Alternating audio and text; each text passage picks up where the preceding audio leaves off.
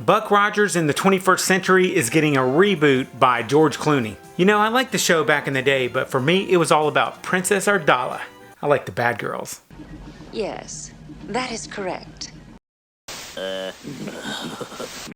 What up to my peoples, and welcome to Retro Crunch, your #1 source for retro pop culture news. We have a ton of news to talk about, so let's get started. There are some early reports that are saying that George Clooney is going to be directing and possibly starring in a Buck Rogers reboot that's coming out. But according to Deadline.com, the reboot is going to go back to Buck Rogers' first appearance in a 1928 short story called Armageddon 2419 AD. As the story goes, Rogers is introduced as a First World War soldier who's trapped in a cave-in while he's investigating a strange phenomena in an abandoned Pennsylvania coal mine. Then Buck Rogers wakes up 500 years later in the 25th century while a battle for the US is going on. This is kind of different than the 1970s TV show, which is loosely based on the novel Armageddon 2419 AD, but the new reboot looks like it's going to be much closer to the original material. And George Clooney might actually be starring in this new series himself, although there are some reports that are suggesting that he might be a supporting character, but I'm going to go with him being the lead. So there were two short stories that were actually published in the 1920s about Buck Rogers,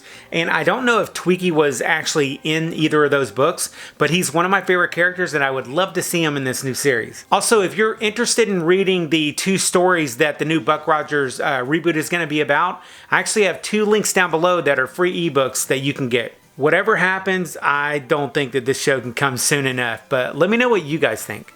And then next up, I have a few quick updates on some other retro movies and TV shows that are actually in the works. First off, there is a recent interview with Ernie Hudson on the new Ghostbusters Afterlife movie where he was asked if Rick Moranis is going to actually be in the new movie. And Ernie said, I think the studios probably want to hold that one.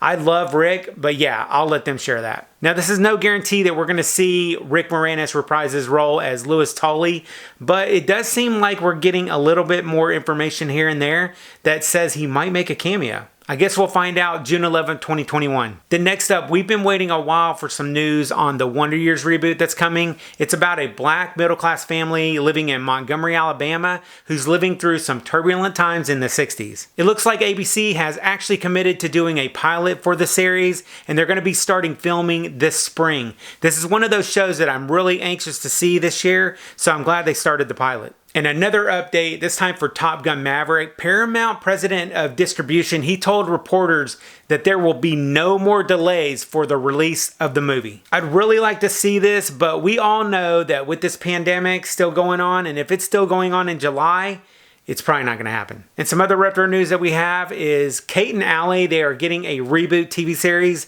and The Great Gatsby is getting a movie remake. But a movie that totally missed my radar that I have to tell you guys about, there's a new Netflix movie called Barb and Star Go to Vista Del Mar. I think that's the name of it. The movie is set in the 80s and it stars Kirsten Wiig, and it looks really cool. I'll link to the trailer down below because I think you guys will like it. And no joke, the toy company NECA, they're making a Richard Simmons doll. If you don't know who Richard Simmons is, he's an exercise training celebrity from the 1980s.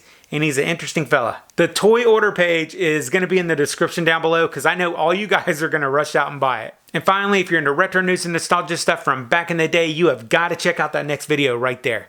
I'll catch you on the flip side, and remember, if it ain't retro, it ain't worth watching.